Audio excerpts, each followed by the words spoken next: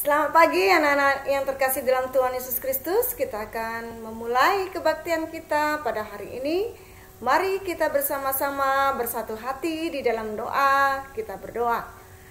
Kami bersyukur kepadamu ya Tuhan atas anugerah kasih dan pimpinan Tuhan yang dinyatakan di dalam setiap kehidupan kami. Oleh karena kasih setia Tuhan, kami boleh memuji dan memuliakan nama Tuhan, dan kami diisi dengan kebenaran firman Tuhan. Pimpin kami ya Tuhan, berkatilah kami. Dalam Kristus Yesus kami berdoa dan mengucap syukur. Amin. Kita akan memuji nama Tuhan. Kita akan bersuka cita di dalam Tuhan. Kita akan naikkan bersama-sama pujian kita. Adalah sukacita di hatiku, di hatiku, di hatiku.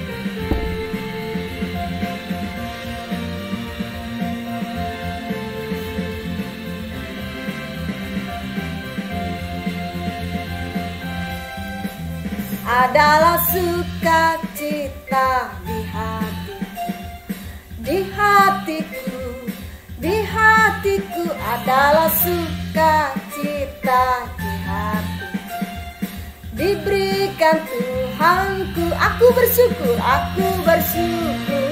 bersukacita. Kasih Tuhan diam di dalam diriku. Aku bersukacita, kasih Tuhan diam di dalamku. I've got the joy, I've got the joy, down in my heart, I've got the joy, down in my heart to stay. I am so happy, so very happy. I've got the love of Jesus in my heart. I am so happy, so very happy. I've got the love of Jesus in my heart. Ya, adalah sukacita di hatiku, karena Tuhan Yesus yang memberikan sukacita itu di dalam kehidupan kita. Kasih Tuhan sangat besar dinyatakan bagi kita semua. Kita mau mendengarkan kebenaran firman Tuhan pada hari ini. Firman Tuhan hari ini diambil dari kitab Keluaran pasal yang kedua, ayat yang ke-11 sampai dengan 22, cerita tentang Musa. Namun sebelumnya kita akan persiapkan hati kita, pikiran kita untuk datang di hadapan Tuhan. Kita mau berdoa kepada Tuhan. Kita akan puji nama Tuhan. Ku yakin saat kau berfirman, ku menang saat kau bertindak.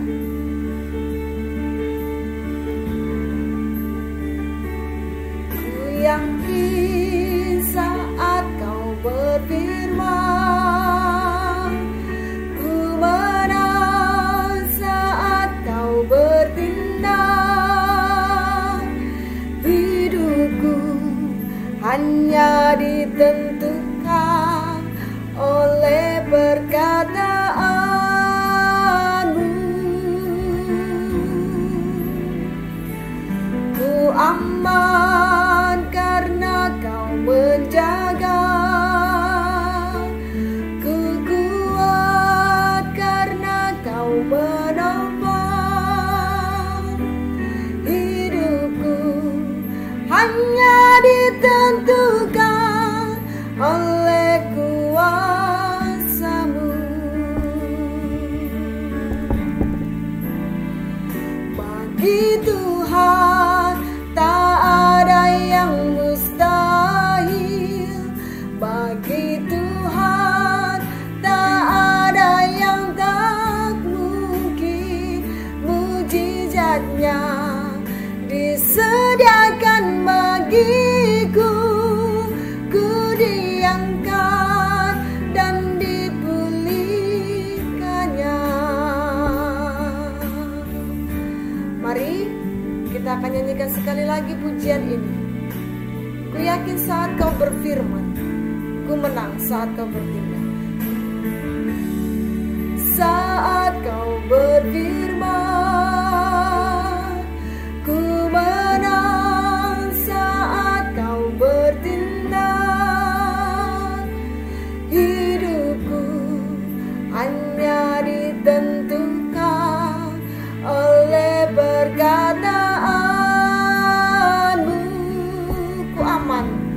karena Kau menjaga.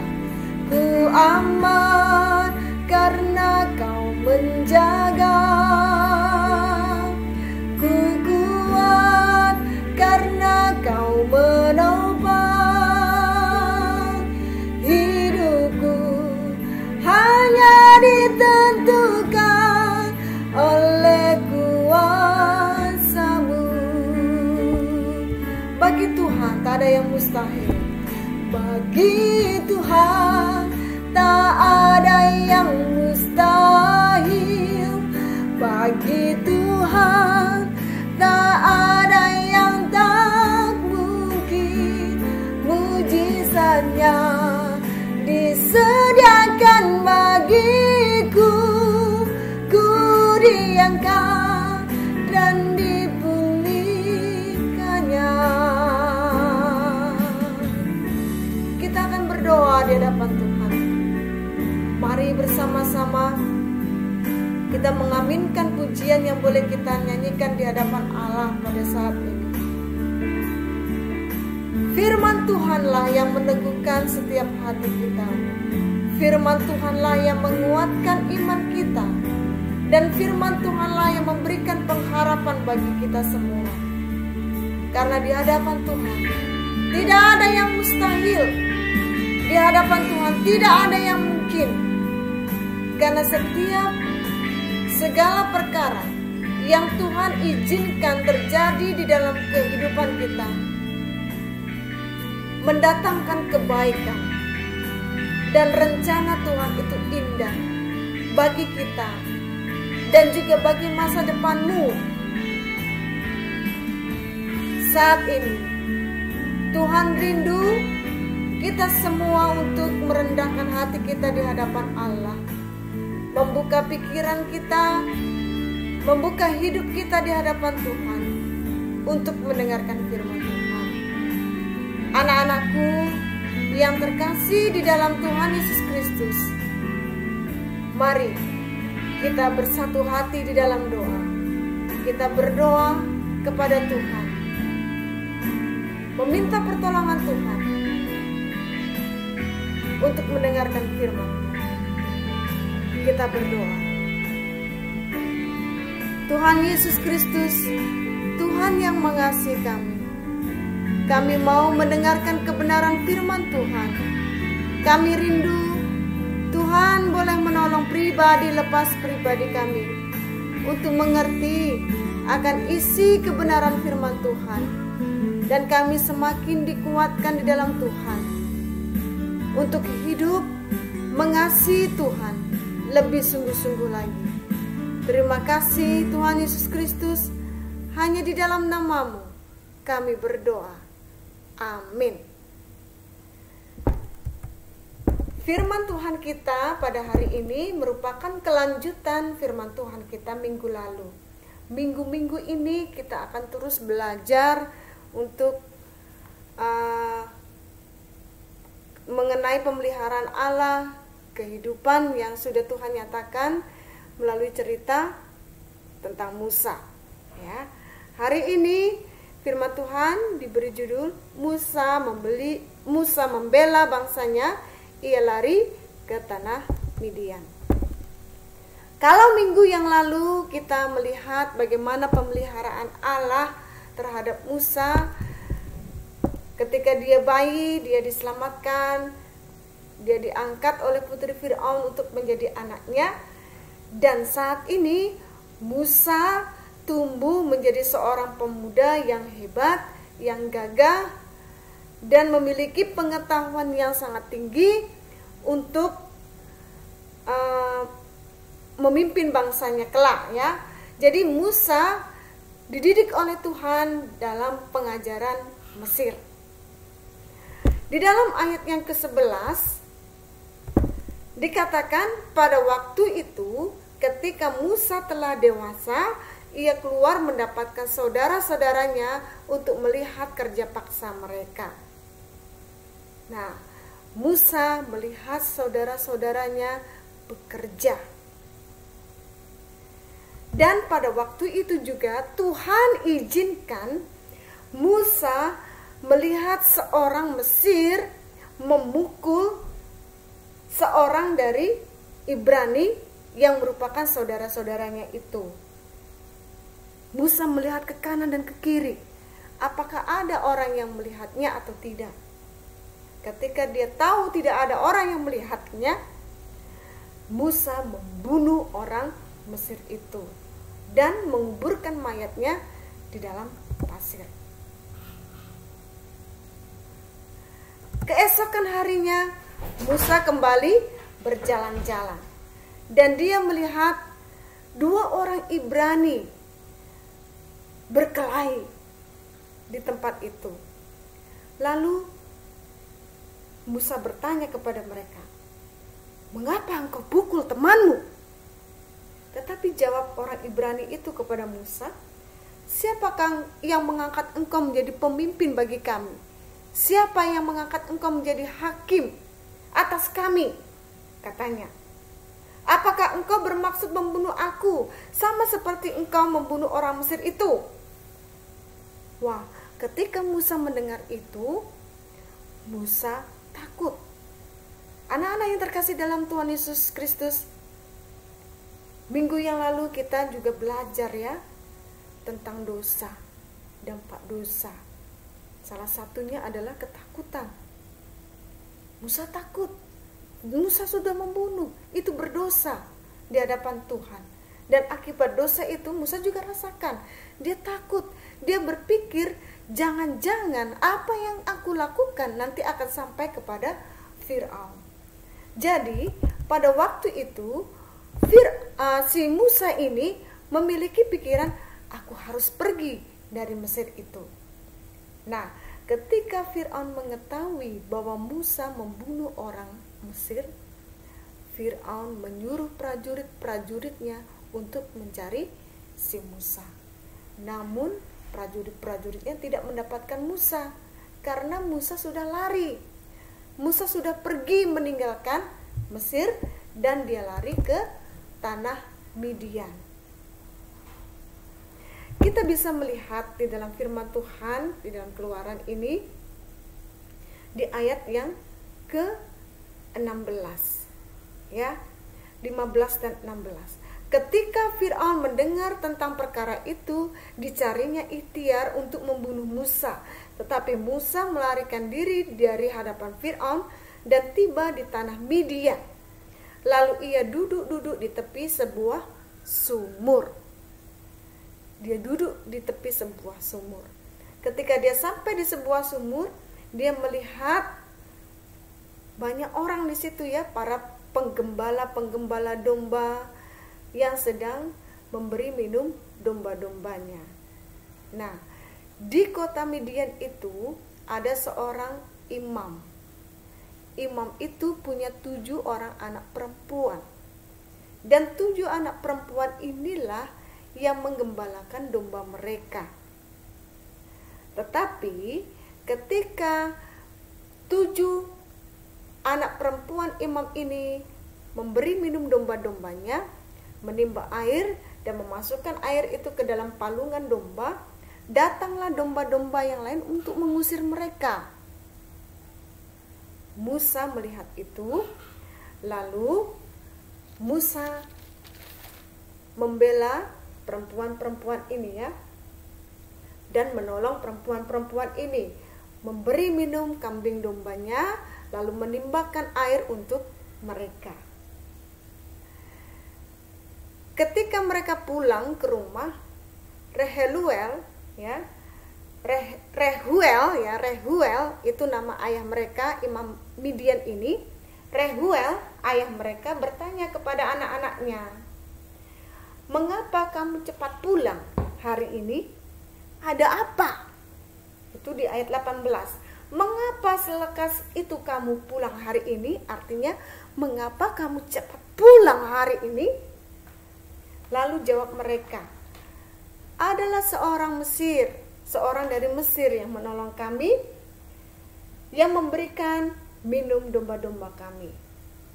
Lalu Rehuel itu berkata, "Di mana dia? Mengapa kamu tinggalkan dia sendirian? Ajaklah mereka datang ke rumah untuk makan dan minum bersama-sama dengan kita." Ya. Lalu mereka datang, ya, makan bersama-sama dengan imam itu. Musa tinggal di rumah Reuel. Lalu Reuel memberikan anaknya perempuan Zipora, yang pada akhirnya itu menjadi istri Musa. Musa menikah dengan Zipora dan Allah memberkati mereka. Mereka tinggal bersama-sama, mereka makan bersama-sama, mereka tumbuh bersama-sama, dan Allah memberkati. Musa diberikan anugerah oleh Allah, anak-anak laki-laki dari keturunan Zipora, ya. Anak-anak itu diberi nama Gersom. Kata Musa, ya, artinya karena aku telah menjadi seorang pendatang dari negeri asing. Oleh sebab itu anaknya diberi nama Gersom. Anak-anak yang terkasih di dalam Tuhan Yesus Kristus, Ibu melihat dari cerita Musa ini begitu luar biasa karya Tuhan, pembentukan Allah di dalam kehidupan manusia. Ada dua tingkat yang sangat berbeda. Yang pertama, Allah mempersiapkan Musa dengan pendidikan yang tinggi di dalam kerajaan Mesir. Dia memiliki ilmu yang cukup, dia menjadi orang yang pandai, dia menjadi orang yang terkemuka. Tetapi tidak cukup pembentukan Tuhan itu, tetapi Allah terus membentuk hati Musa. Tuhan mengizinkan Musa kembali ke titik nol. Dari memiliki kekuasaan dan kedudukan dan segala yang dia punya ada, Allah mengizinkan Musa tidak memiliki apapun ketika dia menjadi seorang pelarian ke Midian. Hanya tubuhnya. Dan dia harus menjadi gembala domba. Allah ingin Musa belajar memiliki kerendahan hati. Allah ingin Musa memiliki kelemah lembutan. Allah inginkan Musa memiliki pengendalian diri. Luar biasa pembentukan Allah, ya, yang mungkin tidak disadari di dalam setiap kehidupan kita. Lalu bagaimana dengan orang-orang yang ada di Mesir? Orang-orang yang ada di Mesir masih menderita. Mereka berteriak-teriak kepada Tuhan. Mereka dipaksa untuk membangun kota-kota perbekalan bagi Fir'aun. Dan mereka juga dipaksa untuk membayar pajak yang sangat tinggi bagi Fir'aun. Kalau nggak bisa membayar pajak, mereka harus menjadi budak. Sangat sedih. Dan dia menjerit-jerit kepada Tuhan. Tapi apakah Allah tidak mendengar jeritan bangsa Israel? Allah mendengar jeritan bangsa Israel. Apakah Allah tidak akan membebaskan bangsa Israel? Allah akan membebaskan bangsa Israel. Tapi waktu Tuhan bukanlah waktu manusia. Allah masih mempersiapkan seorang pemimpin untuk bangsa yang besar, yaitu Musa. Musa di tanah Midian menggembalakan dombanya. Bukan 1 hari atau 2 hari atau 3 hari, bertahun-tahun lamanya Musa dibentuk oleh Allah. Anak-anakku yang terkasih di dalam Tuhan Yesus Kristus, demikian juga dengan kita semua. Tuhan membentuk kita. Tuhan sangat mengasihi kamu dan saya. Dan Tuhan memiliki rencana yang indah di dalam kehidupan kita. Di dalam proses pembentukan Allah, marilah kita nikmati itu. Di dalam proses pembentukan Allah, marilah kita melihat kehendak Tuhan di dalam kehidupan kita. Jangan melawan kuasa Tuhan, tetapi tunduk, taat kepadanya. Dan Tuhan akan memberikan kekuatan. Dan Tuhan akan nyatakan apa yang menjadi rencana Tuhan di dalam kehidupan kita masing-masing. Amin. Mari kita bersatu hati di dalam doa. Kita berdoa. Tuhan Yesus Kristus, Tuhan yang mengasihi kami bersyukur atas kasih Tuhan di dalam kehidupan kami. Terima kasih Tuhan atas firman Tuhan yang boleh diperdengarkan bagi kami. Kiranya ini menjadi kekuatan bagi kami, untuk kami belajar dengan sungguh-sungguh, untuk mengisi hidup kami, masa depan kami, dengan pendidikan yang baik. Tuhan, kami rindu, Tuhan boleh menolong pribadi lepas pribadi kami. Dalam Kristus Yesus, kami berdoa dan mengucap syukur. Amin. Oke anak-anak, sampai jumpa, tetap semangat, salam sehat, Tuhan Yesus memberkati.